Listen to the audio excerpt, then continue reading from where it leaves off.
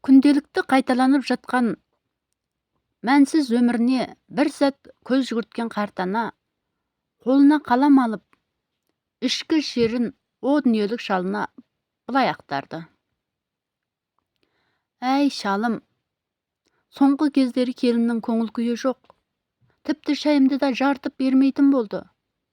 Құдай-ау, құлақтарымда ауыр еститін болып жүр. Содан ба, әйтеуір не дегенінде дұрыс түсіне бермеймін.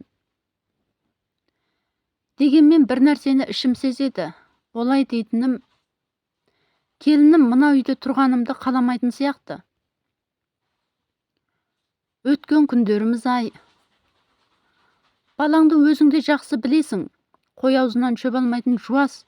Байқұс бала қазір екі оттың ортасында қалып, былай тарсаң арбасына, олай тарсаң өгіз өлетіннің күйін кешіп жүр.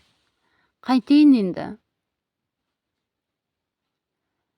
Анасы атса атылмайды, сатайын десе сатылмайды. Жасырын келіп құшақтап қояды.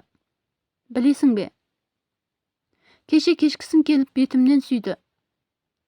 Әйтсе де мына қылығы маған ауыр тиді. Ол енді маған ірімшік әкелуді қойды. Тістерім жоқ қой. Жеген кездегі жағымсыз дауыстан балалар жеркенеді екен менен. Құдай-ау, бұл өтірік. Мен олай істемеймін ғой. Келін бала немерелеріме ертек айтып беруіме тыйым салды. Сенімен сөйлеседі деп қабырғадағы суретіңді де тығып қойды. Жарайды. Бірақ қойнымдағы суреттен олардың еш хабары жоқ. Мен оған теріс бата жасамаймын. Себебі немерелерімнің анасы ғой. Өткенде жоғарыдағы көршілер келді. Сөздерімізді естіп қоймасын деп есігімнің сыртынан құлыптап қойды. Сөздерін естімедім, ести алмадым. Бірақ не дегендерін сездім. Келесі айда мені қарттар үйіне жібермекші екен. Несін айтайын, өте ауыр тиді. Шалым-ау, сен не дейсің? Ұлыңның көзіне бір көрініп қойсаңшы. Әкесісің ғой. Бәлкім сені тыңдап қалар.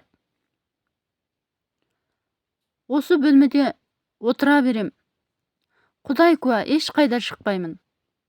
Ұлымның тәтті әкелгенін де қаламаймын. Бұдан былай балаларға ертегіде айтпаймын. Әйтеуір мені осы үйден шығарып тастамаса болды. Бәрі бітті.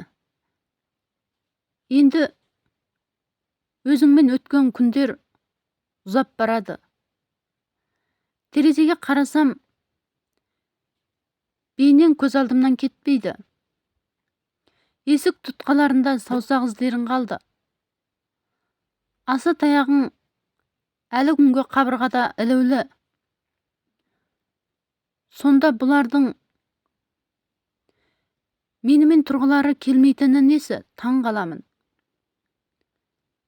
Әй, өтіп бір кеткен дәурен ай. Мені қасыңа шақырсаң нетті? Әлде сен де мені ұмытып кеттің бе? Ата-ананы ренжітпейік, достар. Оларды ренжітпек түгілі. Жұмсаған уақытында түх деп айтудың өзі күн екен. Сондықтан ойланайық. Мұндай жағдай қазір көбейіп кетті. Расында оған жол бермеу керекпіз. Сиырға туған күн бұзауға да туады дейді. Сол сияқты ата-анамызға жасағанымыз өз алдымыздан шығатынын ұмытпайық. Біз де қартаямыз.